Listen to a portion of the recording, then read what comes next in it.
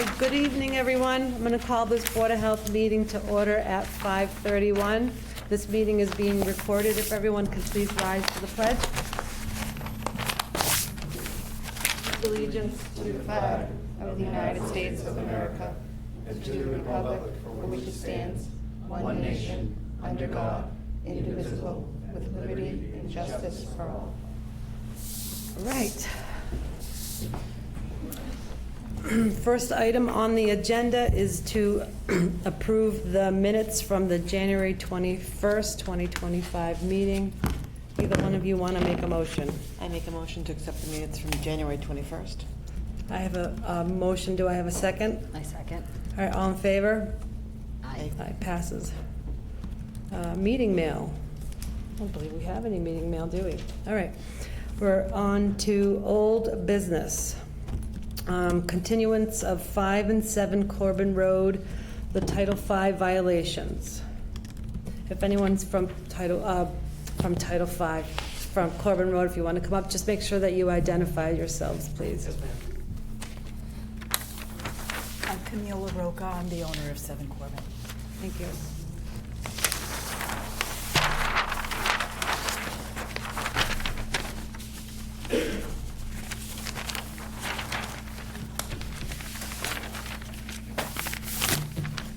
And I am Philip Davis, 7 4th Street, Oxford General Contractor of 5-7 Corbin. I have plans. Can I approach? Yes. I think, go ahead.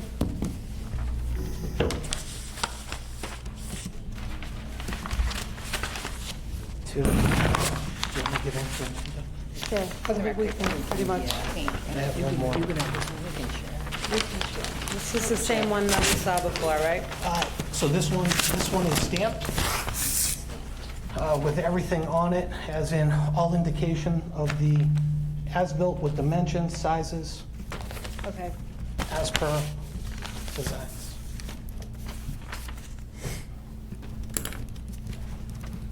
All right, so where we left off in January, we could not come to a conclusion because we had some discrepancies that we were concerned about. We wanted to meet with your engineer. Just there was some loose pieces that we wanted some answers to. So I'll let you start from there. Sure. So after the meeting, I did contact the engineer about some of the questions and concerns that were here at the meeting. He had then told me that he would be able to make the meeting. I did tell him when the date was and the time. And he then informed me that he has 2 young kids. It is school vacation, but he would make sure that he would be here. So unfortunately, as I discussed with you earlier, a little bit earlier tonight, Zach is like half of the United States. He is sick. He did not want to leave the house in order to come here. What he did was, and I did hand these out, this is a letter stating from the existing grade civil engineers to the town of Dudley from existing grade Zachary Glass. It says, I forgot my glasses in the truck, I apologize. It says, this memo serves as a formal engineer reporting regarding the installation and conditions of 2 septic systems, 5 and 7 Corbin Road. The septic systems designs were provided by existing grade and approved for construction. Each system comprises of an L-Gen alternative leach field, a standard 1,500-gallon septic tank, and a distribution box. A field survey was conducted on January 2025 to assess the installation process. The evaluation included visual inspection. Personnel performed on-site visual inspection during the initial installation phase of verification, compliance with the septic design. This includes location of the design, leach field, dig out, as well as the elevation and removal of undisturbed materials. 2, contractor documentation. The contractor provided installation records and photographic demonstrations to support the design specifics, final as-built survey. Upon completion of the construction, a final as-built survey was performed to the best possible to ensure that the installation of the system matched the approved site plans. Based upon the field survey, contractor documents, and as-bills received, it is my professional opinion of EGI that both septic systems have been installed in accordance with the designs as the site plans and meets necessary compliance standards. Should you require any additional information or further verification, please do not hesitate to contact us. Sincerely, Zachary Glass. So after the meeting, last time when we were here, Jeff had proposed at that time that if Zachary would be here and basically swear that it is his system, it is his design, it has his approval, it has his stamp, that we could possibly move forward. At that time, the Board of Health Inspector also agreed that if he was here, that he would do that. So with the designs that I've given you tonight and with the letter from Zach, I feel as though that I met all the certifications that we were proposing and looking for, and letting you know that everything on our end, I feel as though is done and correct. Thank you. So originally, when you came to us in January, I just want to refresh my memory. Yes, ma'am. The plans that you gave us were not stamped. That's correct, they were not. They were not stamped, and what we had on file was a plan that was approved by Jamie Terry, who was with us at that time, who was our agent before Pat, Camille, Jamie. So you had mentioned that your engineer had them stamped, had these, but we wanted you to bring us a copy. Yes, ma'am. So these are accurate now. Yes, ma'am. And then the other thing that we were concerned about was that originally there wasn't a permit that was pulled, and the work started, then you hit a ledge, some rock, some ledge, excuse my ignorance, rock, ledge, whatever. And then at that time, instead of coming before the board to continue, you guys just went through. So those were our biggest concerns, what happened. So now I think this letter clears it up, that it got done correctly. Yes, ma'am. Okay. So, thank you. I'm sorry that he's ill, but still, we needed to make sure that we got this all straightened out and that we have everything accurate. So, I don't know if you can answer my next question. Where do we stand now? We're okay to move forward? I think that if you're satisfied with what he's getting, and I think you gave an accurate summary of what's going on, Okay. then I think we're ready to move forward. And move forward would be to, do you issue a certificate of completion or the That part I don't engineer know. does? We do not issue that, the engineer does. Okay. But we So- need to issue the permit too, so will you sign off on the permit? Yeah. I mean, and probably pay for it, although there was an argument to be made that it was constructively approved. I don't know, did you pay for the permit? So I did pay for all permits, and you'll have the copies of the checks. And the constructive I approval think that was in here, is wasn't what we were basing Yep. our moving forward on. Understood. So I think you're right. We could issue a permit now, and then that should conclude this matter. Issue the permit and then close it out? Then close it out. Yep. And then your building commissioner would then issue a certificate of occupancy, I'm assuming. Provided there are no other issues. But I think that should conclude the Board of Health's involvement. Okay. At this point. Do either one of you have any questions? No? All right, so we need to make a motion to vote on accepting these plans, correct? Yes. All right. Either one of you want to make a motion to accept the plans? Accept the plans and issue the permit. Permit. I do a motion to accept the plans and issue a permit. Do we have to be specific for 5 and 7? I would, yeah, just say for 5 and For 7 5 and Corbin. 7. I mean, Okay. I think we all know what it's talking about. All right, well, I have a all right. 5 and 7 Sorry. Corbin Okay. Road, sorry. It's okay. I have a motion. Do I have a second? I second it. All right, so all in favor? Aye. All right, so it passes. Okay, so I'll sign the permit, not the permit, yeah. Yeah. Yeah, I'll sign that, and then you have to have the engineer tidy it all up. Yep. He's got to give a certificate of completion. Yes, and then through the chair, yes, we're also, for our final occupancy, there's a couple things that we won't be able to, like, start growing grass now, so we wouldn't be doing our final inspection till, hopefully sometime in March. Too cold? It's too cold. All right, that's fine. I just didn't want We any confusion understand. as you had. Yep. All right, thank Okay. you. Thank you. You're welcome.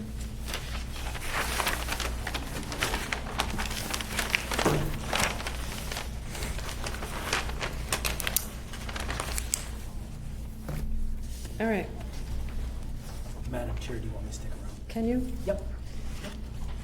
All right, so next on the agenda is the Peace Haven discussion with the owners. If anyone is here from Peace Haven to come on up.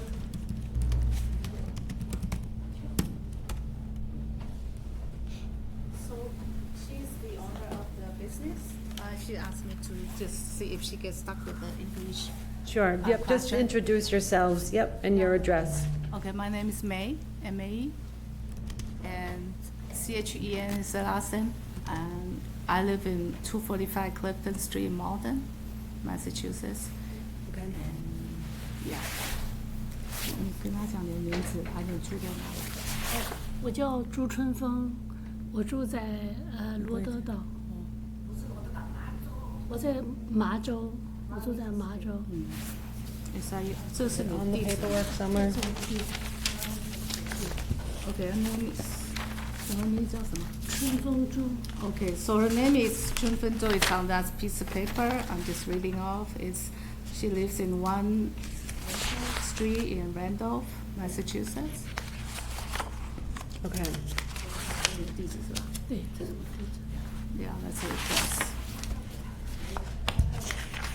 So I'm not even sure where we're supposed to begin because our health agent is out. Oh, she's out? He's out. So I the know letter that, says she should be. right, and this happened quite quickly, so it was a surprise to us as well. But nonetheless, he started this discussion with you, asked you to complete some items and come before us. So this agenda was set, and then that had happened. So I'm not really sure what he had asked you, if you want to give us a little bit of what he wanted you to do. So we're in the process of finding someone to help us in the interim to complete some of the tasks that we have. So I'm not sure what he asked you to do. Did he give you any information that you can share with us? What his name? Well, what, Mr. Hannon? Mr. Helen, 你们之前有没有跟人家谈过？ I mean, 他说那个人生病，他问你们有没有跟你讲过什么？ He didn't leave anything, did he? Mr. Helen? No idea. 我跟你讲，有没有叫你们说有没有什么没有通过要？没有。 Right, they have incorrect address. Just like he said that. 你有没有碰过一个男的没有？没有。 No, I think all they did, they just applied and then they pay for some fees. Right. I asked them about Mr. Hennons, they don't recall they met with him. Yeah, no, I know that they hadn't, so there was some discrepancies They were, do you that know were what? incorrect on the application. Oh. So unfortunately, because he's not here, we don't have access to what he discussed with you. So he didn't leave any paperwork or No. anything? So I don't. 他说不是，他 So 说 I think we could probably table this until we find 因为那个人 somebody. 生病了，他给你 It's a- 给你们申请书了，他说有2个 Yeah. discrepancy。 Massage place, yeah. Body Works type. 他说我 I mean they don't know what's discrepancy. Right, so I think I don't think they know. right now what we'll do is we'll just move this to March, because we're hoping that we'll have somebody to help us that can look into it, because we're not sure. 她老公死了。 So is it regarding signing a lease with the landlord? No, we don't do the lease, no. Your application for the business itself, there was some incorrect information on it, yes. Okay. Now how will they find out from their emailed application or what? Like how will they know this discrepancy? Because when I ask them, they don't seem aware of any discrepancy. So they had to fill out an application, and the information didn't match when you Did had. not match. Yeah, so it didn't match the application for the permit, is that what he said? I can't remember. They didn't match. So I think, in fairness to all of you, we need a health agent to help us. We don't have one right It's Board now. of Health agent. Right. 他说那个健康那个部门的那个人生病了，所以你们有些东西没有 match。那现在 But 是 even though they already pay for all the fees, everything, they say they already paid all the application fee, everything. Right, seems yeah, all you set. can pay for your application fee, but that doesn't mean that you've been issued the permit. If there are discrepancies on the application itself, and that's what he had, I don't know what your letter says. It just read like, the Board of Health would like to meet with them in the next meeting. It's scheduled for Tuesday, February 18th. Oh, okay. Yeah, That's it, yeah. yeah. Because I don't think they're aware of what's the dispensary, they would have tried to fix it for all the time. Yeah. Because they've been paying I their don't rent. think that they had. Yeah. So I think when we are, like I said, we're in the process of finding someone to help us who could help with that for you, with the permit. But it's gonna be in March, moved down Well, to we March? hope, our next meeting is in March, Okay. yes.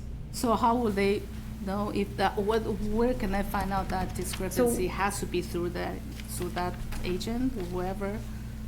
Well, we're hoping that the next person that comes in can look into all of that for us. Okay. I so- don't know if you can you can't look into it, because it, No, yeah. he need to discuss So that we're with me. hoping when the next person comes, they will be able to look into all of that, and then we can reach out to you. Okay, and they would receive the letter or? We can send you another letter, so they'll know. 他说现在他们只能找人来，因为那个人生病，所以他尽快找人来看，他们看不到他们里面跟你有什么 And our next meeting is discrepancy， March 看不到 18th, 你们填的东西有两个不对的地方，他们现在都不知道。然后他就要，他找到人了，他就会给，不知道他也不知道。哦，他也不知道，那 Okay, so in the meantime, they just have to wait? 那你让他们 Sorry. 申一个 email 给啊？不知道让他申一个 No, they don't know what's the discrepancy, they're trying to find somebody. I know. The names didn't match, The names of the business name, the people's names people's name. did not match. There's only just one different. person, No, just one. she's the only one. And So it's not- that's all I can remember. So I think, Copy of the permit that you So they bought this business from someone else, is that what it is? no. Yeah, they say it's not the new business, they purchased from somebody who already owned the business. Yeah, no, it doesn't have anything to do with that. It's- Okay. The names of the owners didn't match the application itself. The name of the owner. So, but rather than us sit here and keep trying to guess, because the four of us really just don't have any idea. They don't We have- don't have access to Mr. Hannon's So, account. okay, so I just tell them so if you can find something, like, do you have a time frame? So You don't our know? next meeting is March 18th. I know So we this. know for sure we could put you on our agenda for March 18th. But in the meantime, you know, we don't know when we're going to get somebody to help 他 us. 错了，这个名字他怎么来呀？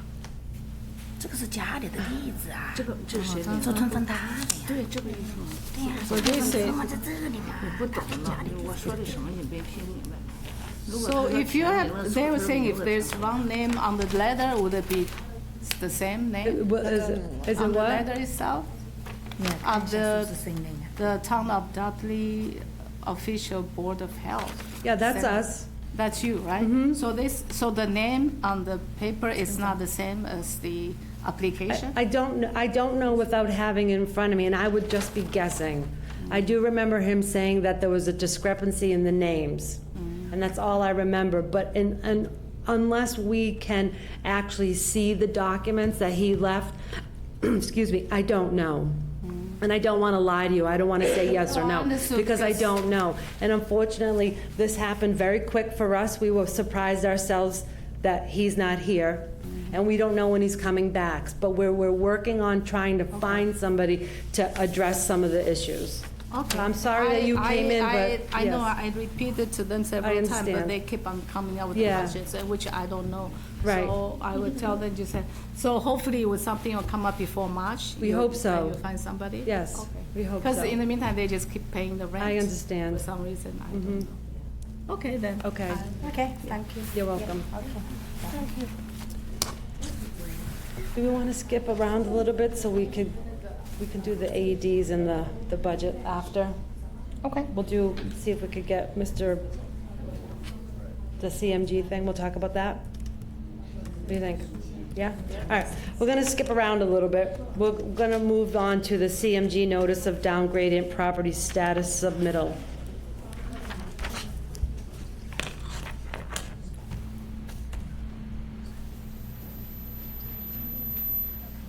That's you, right? Yeah, you can come on up.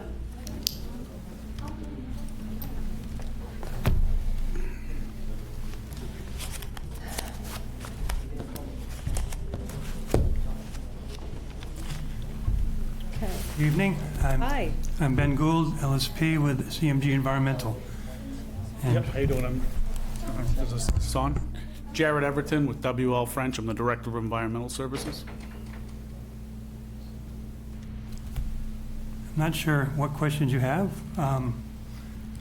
I didn't really understand what the letter was. I didn't see it. There wasn't an attachment. So I guess I was hopeful that you could just discuss what this means and exactly what it is that the Board of Health needs to know. Is there anything that we need to do? I'm sure there are some people in town that might have some questions as well. Certainly.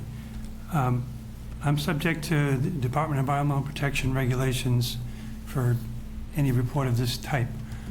And one of the requirements is that we provide official notice to the town chief municipal officer, so that's the town administrator, and the Board of Health, which is you.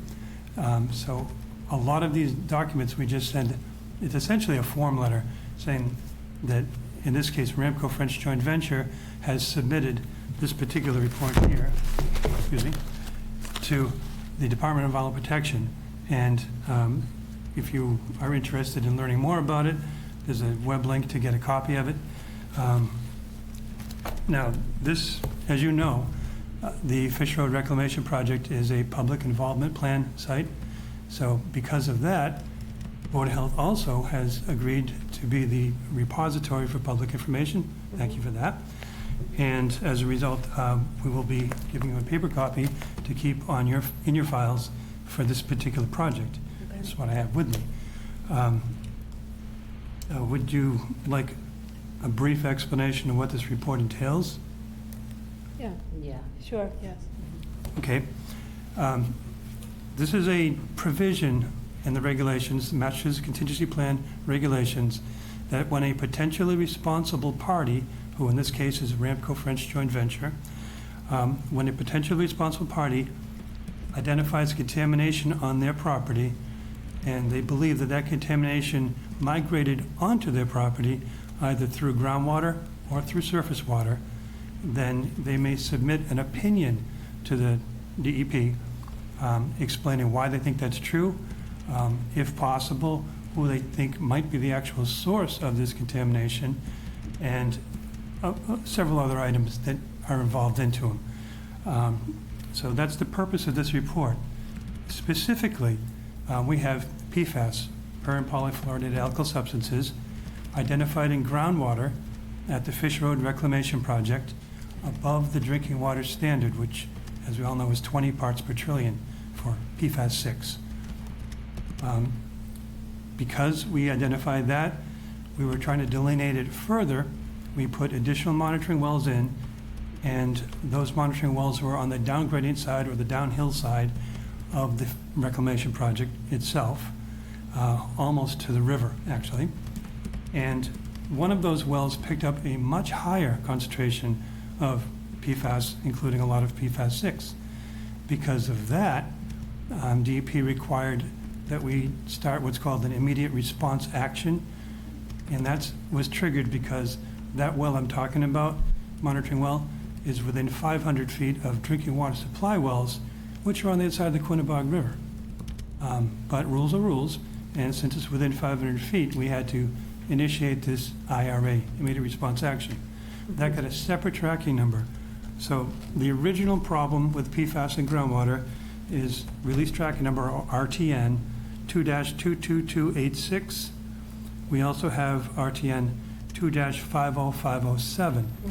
Both of those are associated with the Fish Road. Both of them are subject to the public involvement plan. Both of those are covered in this particular downgrading property status report. Now, as far as the possible sources, the first and most logical question is it actually coming from the Fish Road Reclamation Project itself? Because if that's the case, then there's no way you can assert downgrading property status. Just a slight background on the reclamation project. It is designed to take in excess soils from construction and remediation projects throughout the area. It's not just Massachusetts, but it's primarily Massachusetts.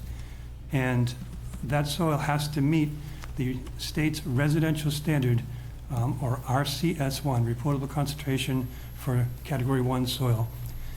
And there's an exception on that for arsenic because Dudley, like many places in central Mass, has elevated arsenic in bedrock, and that becomes elevated arsenic in soil, and occasionally in groundwater as well.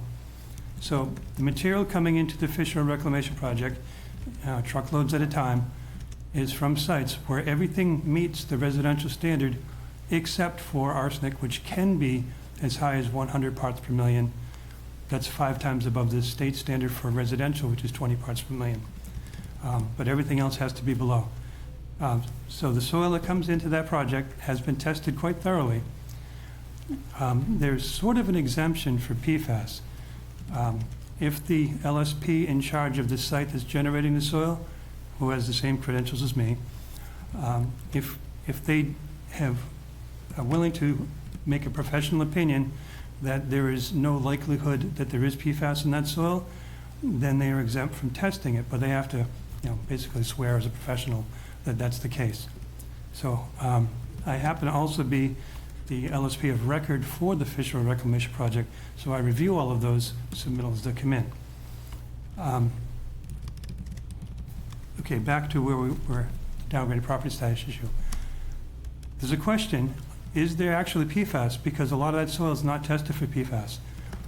Is there PFAS in that soil that they've accumulated in 2 large material stockpiles, several hundred cubic yards each?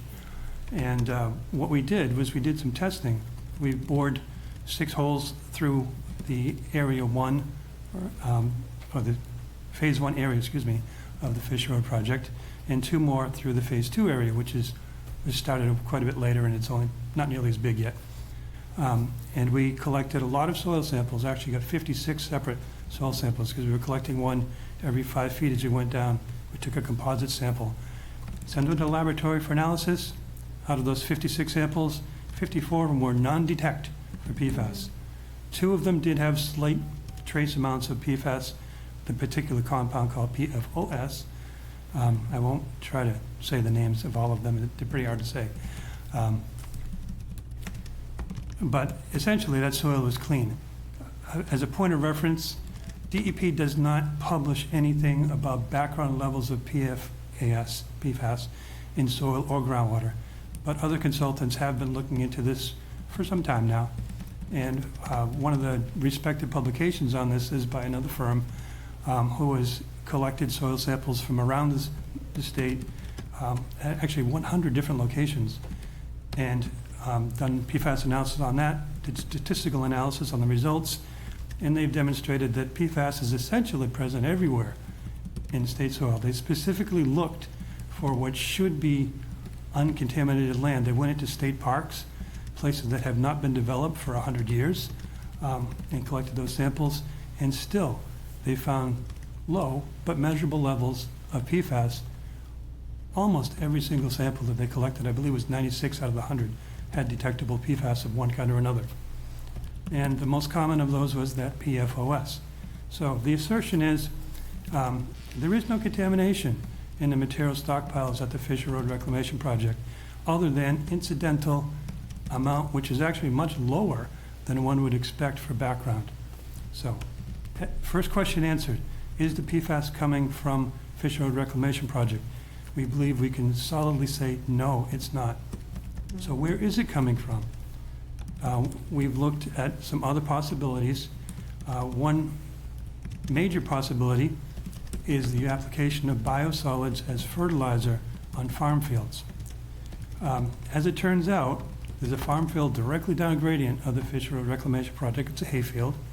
And we know that the farmers apply biosolids as fertilizer to that hayfield. And that well that we found a lot of PFAS in, called MW12, is directly down gradient and right at the edge of that particular farm field. So we collected some samples of the soil in that hayfield, tested those for PFAS, and they have a lot of PFAS in them, actually above the reportable concentration in soil. So that's another issue. We are almost certain that the PFAS we're finding in MW12 comes from application of biosolids to that specific farm field. It may also be some of it migrating in from further out, but we know for sure that that one well has got impacted with that use of biosolids. There's at least 25 other agricultural parcels within perhaps half a mile of the Fish Road Reclamation Project that are both uphill and likely up gradient. It's very likely that many of those, if not all of them, have used biosolids as fertilizer. It's very likely that biosolids contain PFAS, and it's very likely that that contamination has migrated in groundwater to the uphill parts of the Fish Road Reclamation Project. So it's sort of, we don't believe that Ramco French Joint Venture, who operates Fish Road, is the actual responsible party for this particular problem, for the PFAS contamination. There are some other locations that are also suspect, a couple of them on the same side of the river. Now, as I mentioned, private wells within 500 feet. Because there are private wells within 500 feet, DEP requires that you test their drinking water supplies to see if they have PFAS in them. And what do you know? They do. So as a result, DEP says, okay, you found in that particular drinking water supply well, we want you to look 500 feet, circle around that. Are there any other private supply wells? There are. Go test those for PFAS as well. We have. At this point, we've identified approximately 25 properties along 131 and the side streets off of it that have detectable amounts of either PFAS 6 or a couple of the other PFAS compounds. There's several possible sources for that. One, it is possible, I think it's highly unlikely, but it is possible that contamination has crossed underneath the Quinnebog River and is being pulled into people's private drinking water supply wells. So yes, it's a possibility. Our contention is that that contamination is not the result of any actions done by Ramco French Joint Venture anyway. Nonetheless, we're the responsible party on that for the time being. So we've been providing bottled water to anybody we find a PFAS contamination in where we've done the testing for. There are also farm fields on that side of the Quinnebog River, in the hills beyond. So we think that there's probably the same thing going on that side, where there's biosolids, PFAS contamination, gets into the groundwater, migrates to people's drinking water supply wells. Other than that, there is one well-known PFAS source, which is the Mace Chemical Factory that burned. My company actually happens to be working for them as well, so I have access to all the information on that. Originally, I was their LSP of record, but we hired another gentleman to be LSP after that, so he's now their LSP of record, and we share this information back and forth. Excuse me. So that's another potential source. There's also some other suspect locations. DEP has sent out requests for information to at least 4 industrial properties that I'm aware of in that area to ask them questions pertaining to PFAS. So, taking all this information together, the point of this particular report here is to provide our discussion and argument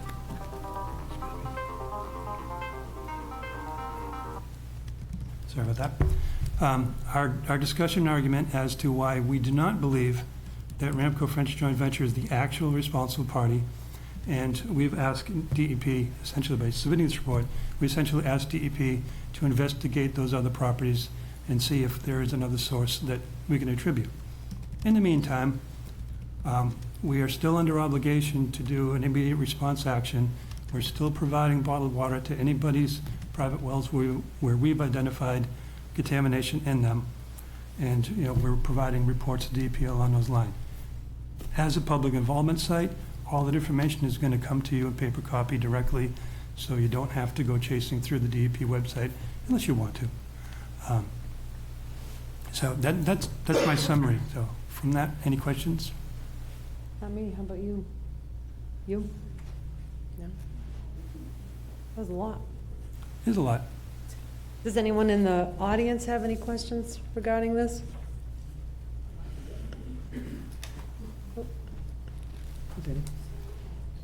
Sandy Lito, 38 West Dudley.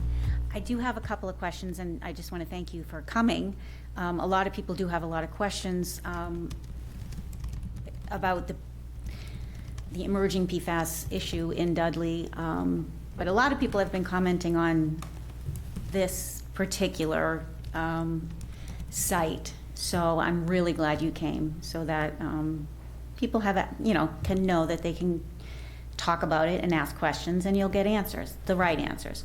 So I had a couple of questions. So you mentioned that the arsenic has to be, that this site accept high arsenic, soil with high arsenic. But I wanted to mention that I thought that it can only be naturally occurring arsenic. That's correct. I didn't say all the facts. It has to be less than 100 parts per million, and it has to be naturally occurring. Okay, and that is checked at the sites prior to getting loaded onto the trucks? The way it works is you have to test a certain volume of soil. The frequency is usually one sample per 500 cubic yards. For certain soils, it's one sample per 1,000 cubic yards. A lot of the generating locations are bringing in soil. They're asking for authorization to bring in 5,000 yards of soil or 15,000 yards of soil.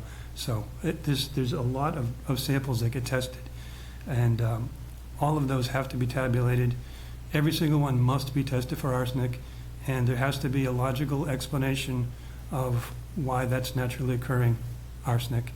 And should there be a question of is there a release of arsenic that's not naturally occurring, that's something that I would pursue with the LSP in charge of bringing that soil in. I've done it a few times. Okay, thank you. I just want to touch on that too. We did test the soil at the Fish Road Reclamation Project before we started importing soil in there. We found natural arsenic out there up to 343 parts per million, so much higher than what we're allowed to accept. And I'll just throw in one more. I've been doing this for a long time. We've tested, CMG, and myself individually have tested tens of thousands of soil samples for arsenic around the area. And it is a belt of elevated arsenic that runs from through central Massachusetts. It starts about on the Connecticut line and continues all the way into New Hampshire and further on into Maine. And I've found samples as high as 3,000 parts per million of arsenic. So, and that's naturally occurring. That's actually come out of bedrock, chipped out of the ground. So it's pretty prevalent, and it's very common. Okay, I'm looking on page 3, and you have paragraph 1.4.2, the pre-characterization of imported soil material. And you mentioned that FRRP must conduct extensive testing of over 200 chemical or physical parameters to document that the material in question does not exceed any RCS-1 reportable concentrations. So I just wanted to, and you mentioned some things like arsenic is tested. So are PFAS in those 200 chemicals, 200 plus chemicals? Okay, I'm going to go back to what I said earlier. There are certain compounds that you're allowed an exemption if the LSP that's providing the documentation for fish Fish Road Reclamation to look at, and I specifically review all that. If that LSP is asserting, has his professional opinion, that there's no reason to believe that certain compounds are present, then they're exempt. The list of those compounds, there's about 20 pesticides, about 10 herbicides, cyanide, asbestos, perchlorate compounds which are used for blasting, and PFAS is in that list as well. When we put together the soil management plan for the Fish Road Reclamation Project in 2018, PFAS was not regulated by Massachusetts at that time, and it was not even well known as a contaminant to most of us at that time. It certainly wasn't invented in 2018 or 2020, but the state regulation didn't come in until 2020. A fair amount of that soil that came in, at least to the Phase 1 area of the Fish Road Reclamation Project, came in prior to DEP even having a regulation on what PFAS is. So directly answer your question, not all soil has been tested for PFAS. And as a matter of fact, I'm not sure any of that soil was tested for PFAS until we went in and drilled through the pile to collect soil samples to test for it. And as I mentioned, we had 56 soil samples, 54 of them were non-detect. Yeah, I'd just like to touch on that too. There's 12 of these reclamation sites in Massachusetts right now. I believe there's 12 that are active. And the soil testing requirements are a standard throughout all 12 of these. So PFAS is not required at any of them. Just want to be clear on that. It's not just this specific site. So at our PIP meeting, I asked you if any of the soil coming into Dudley to the Fish Road was tested for PFAS, and you said no. So I just wanted to, reading this report, none of it has been tested. Now, on page 5, you started talking about your, the borings. Now, how deep did you bore to test on that stockpile? Okay, it varies because essentially, there was a shallow depression in the ground before we brought any soil in from removing soil and sand and gravel in the past. By bringing in this material, we filled in that shallow depression and raised it up, so now there's a small hill. And that hill is maximum of about 40 feet tall. The soil borings that we drilled, we went down to a maximum depth of about 45 feet below grade. So we went down to the bottom of the soil pile and even a little bit into the natural material underneath it. The whole idea was we were going to get a profile of the entire pile. Okay. Yes, that's helpful, because I didn't see that in here. I saw 5-foot depths boring, or were they 5 feet apart from each boring? So that was my question. Okay. So that helps. So you went pretty deep. Last point I want to ask, about the farmers using biosolids on all of the fields in Dudley and contaminating the water here. There's no EPA regulation against that? EPA has exempted biosolids for agricultural use for certain compounds. I expect that that's going to be changing in the future, but at the moment, EPA says they're not a problem. Therefore, DEP is very reluctant to do anything about use of biosolids on agricultural fields. Nobody, at least no regulator, wants to be in a position of telling farmers, you've caused a massive problem and you've got to stop doing that. We all need to eat, and that's what farmers do. And it's unfortunate that it's come to this. This is one of the few times I've ever seen where a standard agricultural practice seems to be causing a health problem. Yep, and I'd just like to touch on that too, that DEP does make these biosolid producers test their biosolids quarterly for PFAS, so they know what's in the biosolids for PFAS, but they're just not regulating it. So whether there's PFAS in it or not, it's still getting applied to the fields. And as you guys know, there's a ton of farm fields in Dudley. And I'll put on top of that, the largest PFAS contaminated site in Massachusetts is a composting facility that takes biosolids and makes compost for fertilizer purposes. So DEP is very aware of the problem. They're just trying to find a way to regulate it that doesn't kill farming. Wow. All right, well, thank you. Those were my questions. I think I saw her hand up in the back. Sir, did you want to come up? Actually, she asked Okay. the questions I wanted, they were already answered, thank you. You're welcome. Sandy, can I see that for a second? I couldn't get my printer.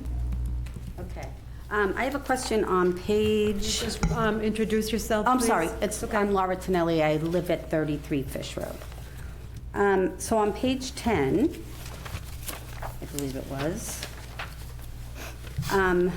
you talked about the down gradients, up gradients. I have no clue what any of that means. So the second to the last paragraph has incorporated it has my address there. So I'm just curious what all these residential properties mean.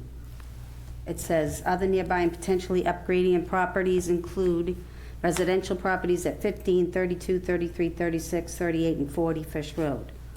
Can you tell me what all that means? Yes. Okay, sorry, I gotta, It's all right. Talk to the Come mic, over so. here so you can look at me. sure, come on over. Okay. Hi. Hi. So, upgradient kind of means uphill, not exactly. What it means precisely is the direction the groundwater is moving from an area that's generally higher land to an area that's lower land, but it's specifically how the groundwater moves, not necessarily how the surface goes.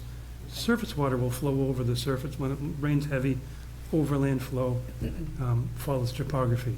Groundwater is similar to that. In the overburden, the material that's above bedrock, so sand, gravel, loam, hay, whatever is on top of that, the water will follow, gravity will pull the water in the direction that it wants to go. I got to be careful how I say this because it doesn't always go downhill, but almost always does. The only thing you can be absolutely sure of, it will follow the path of least resistance. There are certain cases when groundwater looks like it's flowing uphill, but it's just an illusion, more or less. Easy case is where there's a dam that's blocking a river. You now have a pond behind that that's much higher elevation than would otherwise be the case. If the dam was not there, water level goes way down, there's no pond. But when you have a dam, the water level comes up. Now the water in the pond is actually seeking to go out. Some of that, on the upper hillside, actually goes uphill for a little ways before it turns and goes back downhill. So it's convoluted, but that's why we say upgradient, not just uphill. So that could still be at risk? Is that what you're saying, to have the What I'm PFAS saying in our is that wells? there's a lot of residential properties, yours included, that are uphill and likely upgradient of the Fish Road Reclamation Project. We don't know absolutely sure what's upgradient until we put in monitor wells and carefully measure the elevation of the water table at various points. That allows us to calculate what the groundwater flow actually is, which way is it actually going, and how steep is it, so what the gradient is as it comes down. And is that going to happen? Are you guys going to be looking at those properties as well? That's a big if. I don't know for sure. There's a requirement in DEP that says if you've got a problem, such as the PFAS in groundwater, then within the first year that you know about this problem, you told us about it, you have to look at the problem and see just about how bad it is so we can classify.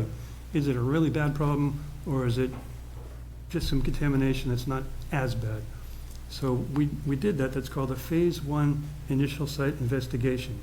We've done that for that release tracker number 2-22286, and we've tier classified that particular site as a Tier 2, meaning it's not really bad. It's not great either. The other one, that 2-50507, is not yet tier classified. If we get to the point where we do need to tier classify it, which will be in August of this year, that will be a Tier 1 because it's an active immediate response action going on. So Tier 1, more problematic than a Tier 2 site is. So Now, once you have a site that's tier classified, you then have 3 years, DEP allows you up to 3 years to do a Phase 2 comprehensive site investigation.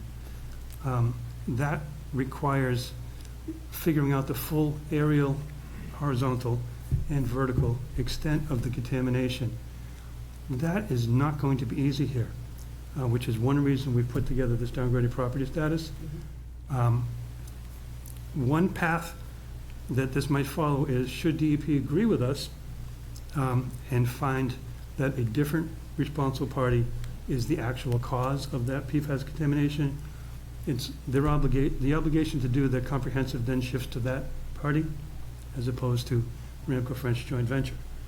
And until we get an answer from DEP, it's kind of hard to decide what we're going to do and how to schedule it. There's a lot of work necessary to do a Phase 2 comprehensive, and this is a large problem. So it may take well over 3 years for us to get all of this in hand, or whoever, to get this in hand.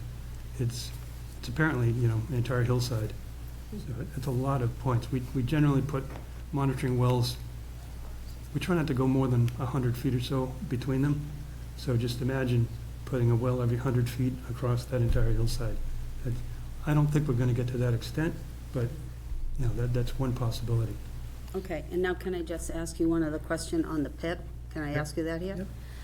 So I did ask a question, who was looking over, who was, making sure that they follow all the rules of the Dudley Town rules on the soil. Yes. But I didn't get a response.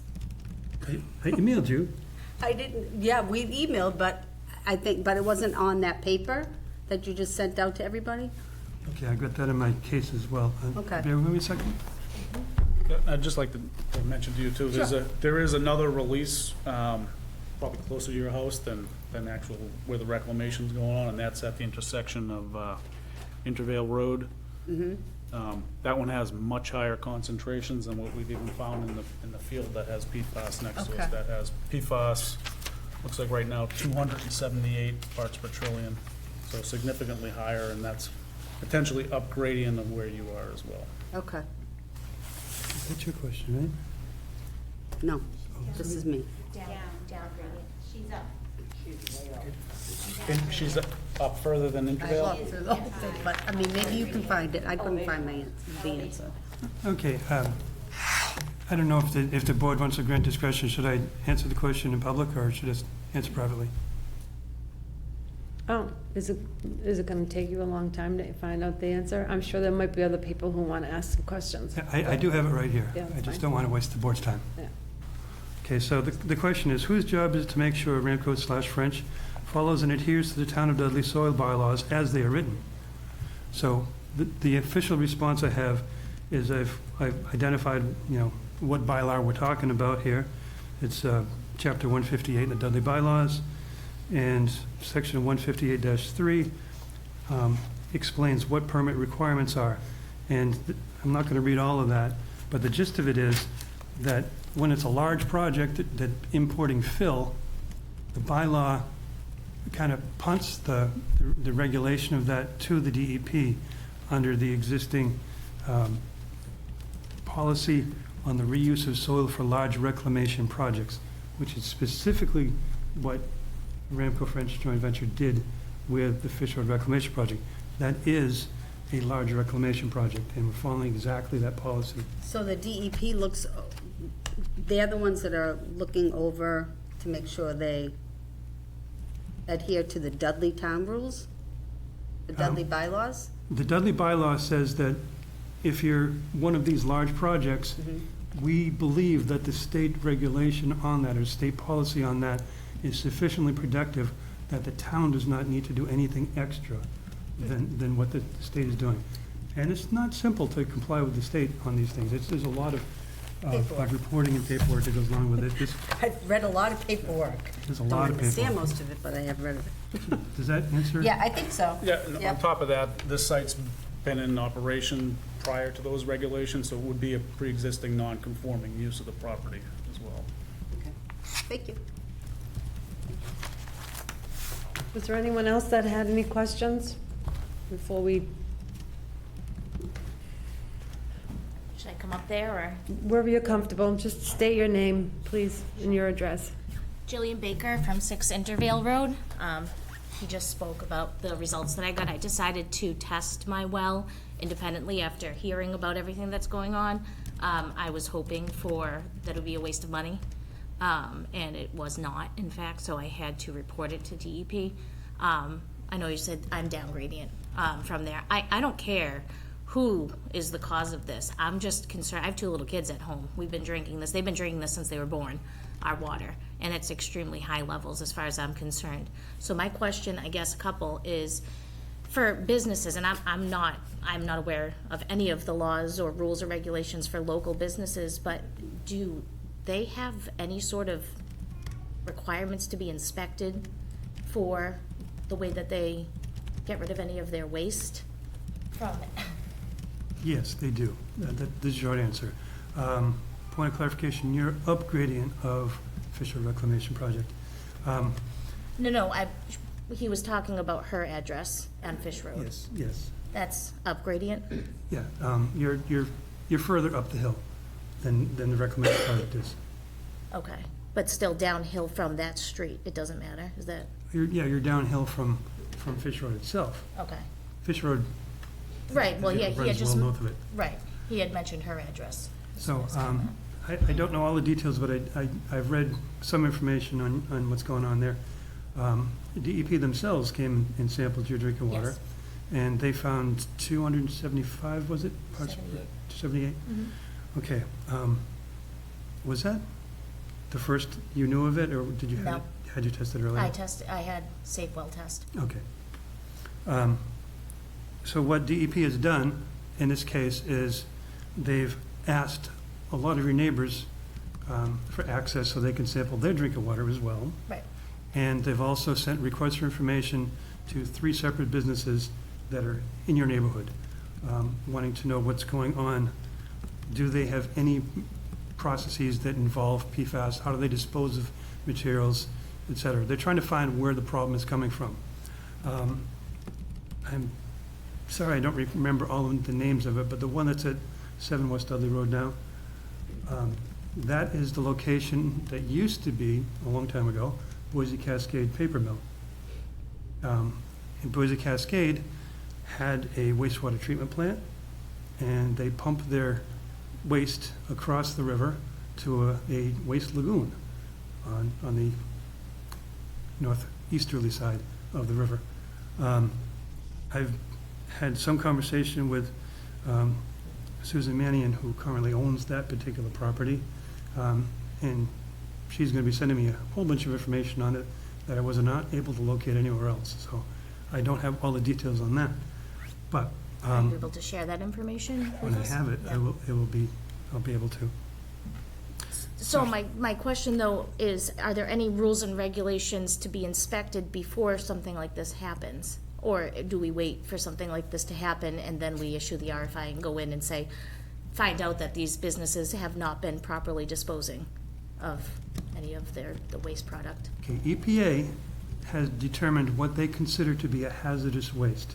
EPA is the governing agency for any hazardous waste disposal. And there's a list of about 30 things that can make something a hazardous waste. All of that has to be transported under a uniform hazardous waste manifest. It is very highly regulated. It can only go to a properly permitted transfer, storage, and disposal facility. There are landfills that will accept that material, but they're all registered and they have to do a lot of testing to comply.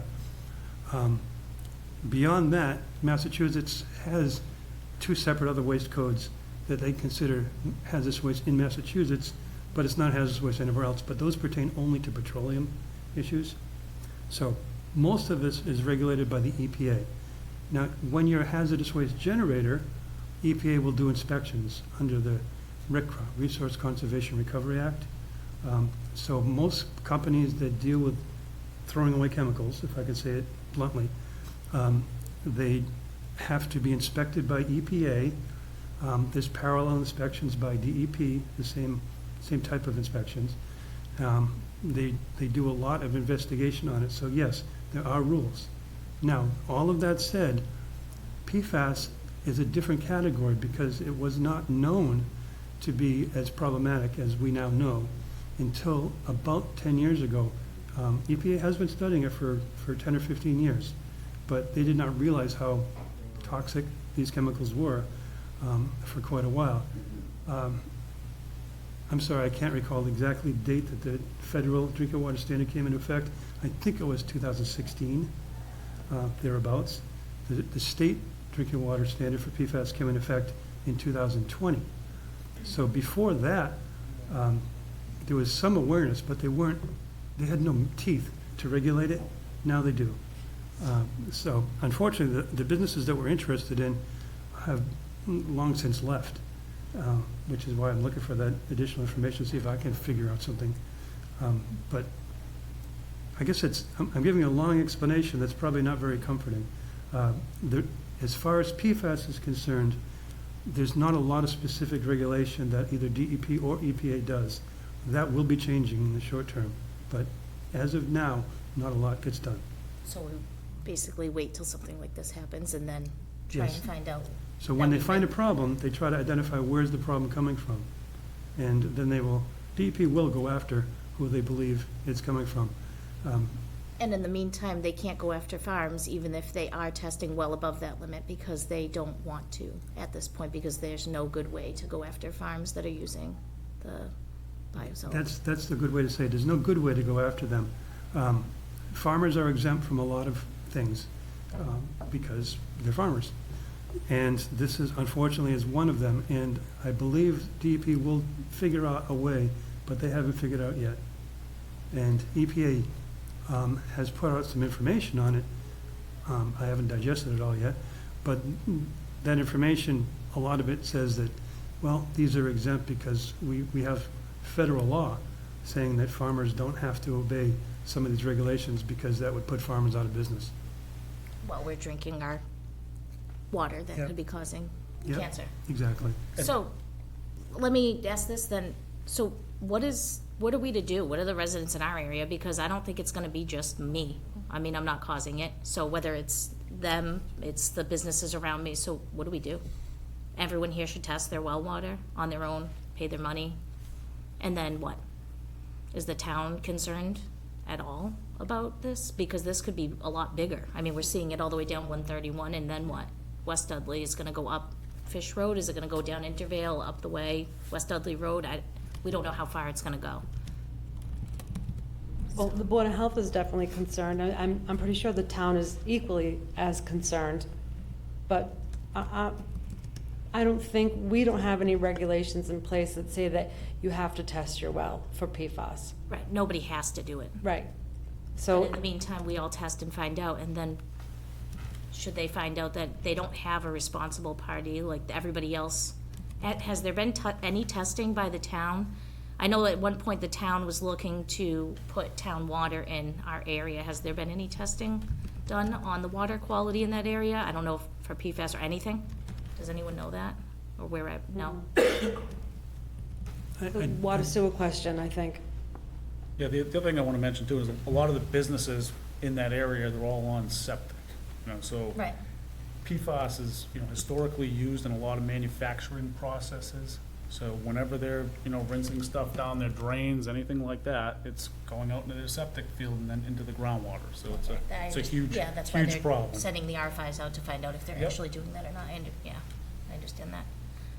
The other question, the last question I had, because I didn't get a clear answer from DEP, and I don't know if you have any information on this, solar field that's up the hill from us, have those been known to release PFAS? Because I know that they said the panels are coated in PFAS to prevent the dirt and dust from sticking to them. So I don't know if there's any. Okay, solar farms are not on the list of known suspect sources of PFAS. However, a lot of electronic components are, capacitors for one. And I'm sure, I'm not an electrical engineer, but I'm sure that those solar panels have to have some way of controlling the voltage coming out. That would be a capacitor. And a lot of wires are coated with just a water-resistant coating that goes on the plastic insulation of wires. A lot of that has PFAS in it. it's an international problem that has only come to light in the past 10 years or so. And it takes a long time to get this stuff engaged.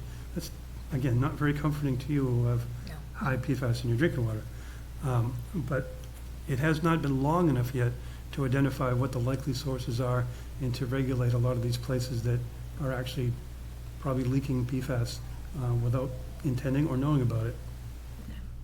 And the more people that do test their private wells in that area will help to find a source where that's coming from based on the levels. That's what my hope is, that everyone is going to test it, but you can't force that. But the RFIs that go out, the businesses are required, they have to report back to DEP, correct? Yeah, if they fail to respond to an RFI, the next action DEP will be a notice of noncompliance and consent order saying you will do this, and if you don't, the Attorney General will start removing your property from you.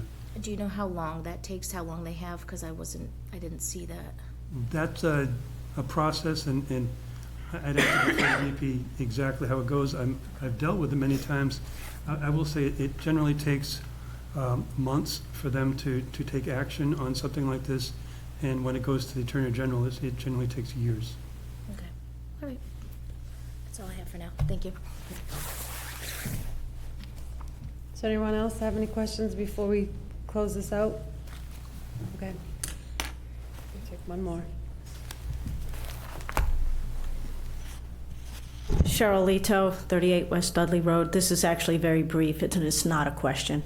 I just want to thank you guys. I know there's other folks here waiting to get some business done. This issue's really hot for us. And Benson, you did a great job of breaking it down into layman's terms, because I read your stuff and you really helped me understand it. So thank you, Board of Health. Thank you, Ramco French and Benson, for coming. And thank you, fellow citizens, for your patience. Thank you guys for your patience as well. Thank you. Appreciate it. That was very helpful. Okay, welcome. All right. All right. Moving on. So, under new business, we had a discussion on placing AEDs in town. I witnessed an accident on Schofield back before Christmas. There's a little bit of talk about, oh, the person was ejected from the car, and the first thing I thought was, if this person indeed was ejected from his car, we would need some sort of AED. And there weren't any. Thankfully, he was not. He was okay, but it just got me thinking that, wow, we have, Upside, a pizza shop, a liquor store, the library, they probably have one, but they're not open, that we should probably have some restaurants in town with AEDs. So I reached out to the fire chief.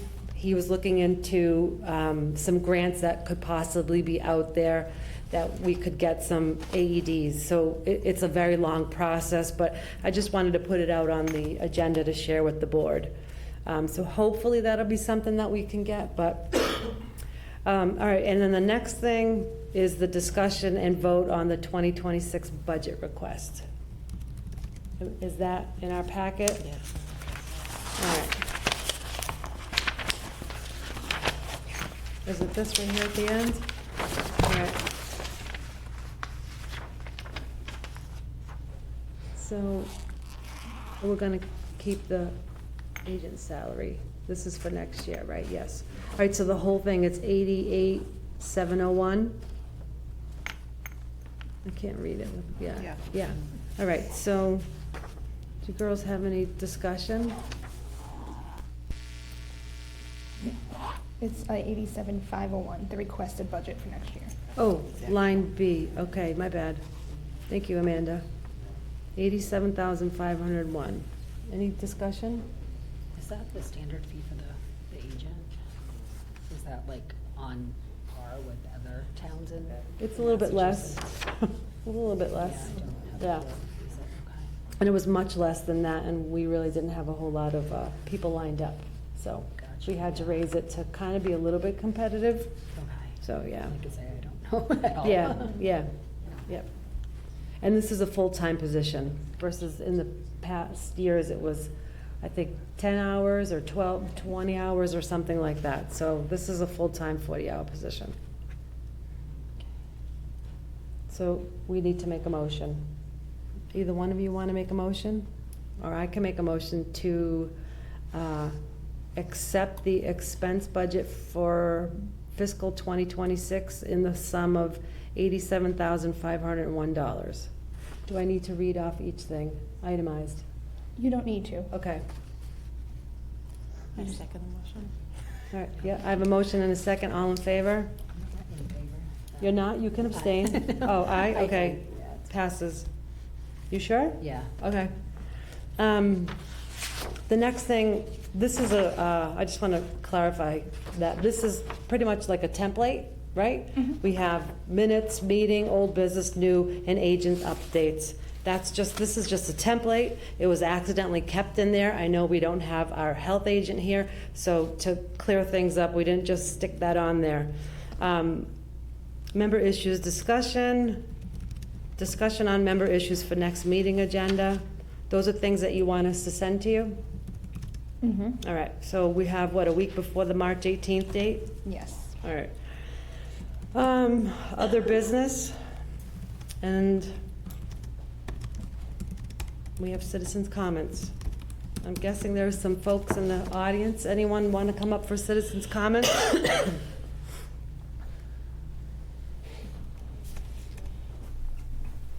Good afternoon.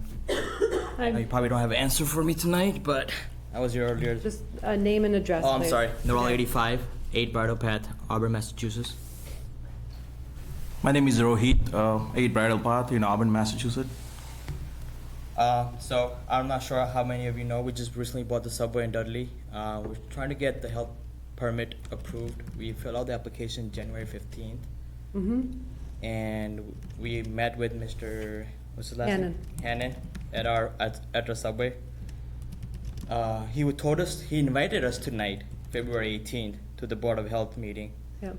I listened to your YouTube video January 21st, I think so. That was last Board of Health. He discussed about the new operators coming. So he said everything was good except for the floor plan, which we did submit it to him. And we resubmitted the whole application as well. Amanda knows that because I spoke to her this morning. And all the required documents, he asked for it when we had a meeting at the premises. And I submitted, as per my knowledge, all the documents that he requires. Yep. And February 3rd. After that, I even messaged him, in the portal. I did not heard anything from him. I know it happened in February 13th, but those 10 days, Yeah. I don't think so. He didn't have time to review those and not to answer me anything. So I know you guys don't have any answers, but I don't. I'm And I saying don't know- where is gonna take it's us? the existing subway. We're just trying to reopen it. I understand. Things don't have to be this difficult than you guys are making it. Well, so instead of throwing stones, okay, I think you also had some misconceptions in your application too. I think you stated that you lived in Auburn and it was out of state, or I you live put. out of state. Madam Chair, So- if I may. My phone number's out of So- state. So. This isn't on the agenda. It's not, it's just part of your comments. So right. he's not here. Okay. We have no access to what he left us with. So I understand he invited you, but this happened very abruptly, so I'm sorry, just like the other company, sorry. So we are I don't think you were in the room yet, but we are in the process of looking for somebody. I had a meeting today. It's 6:45. There's nothing I can do right now, but I have a meeting in the morning to talk to somebody. Hopefully, they can help us with yours and a couple of other things that are on the top of our list. That's really all we can say. I'm not a health agent. I don't know the first thing about a floor plan. No. My partner here is a vet, and my other partner here is a nurse. We don't know anything about floor plans. Yeah. If you want it done correctly, you have to wait for a health agent, and I apologize. I understand. But all I remember Pat telling me is that there were some issues that were wrong, and that's it. And as soon as we find out who we have and when we have, we'll have Amanda send you a letter. Because the only issue I believe that he had us with us, that he wanted us to be a ServSafe certified, and he wanted a few questions for us. All right, and Yeah. whoever takes over for us in the interim Right. will take care of all of I those mean, I just questions needed, for you. what's the timeline? Like, I don't, again, I don't know. Am I had gonna a have to wait meeting- till summer? Am I gonna have to wait till next Christmas? I had a meeting at 4 o'clock. This started at 5:30. It's 6:45. I worked all day too. I understand So that. I'm sorry, but there's nothing I can do. I could give you a bunch of wrong information and then your restaurant won't open. I understand, So- but like I took over end of December and still I get it. February I don't have any answer. It took me it's taking longer than building a subway. I get it.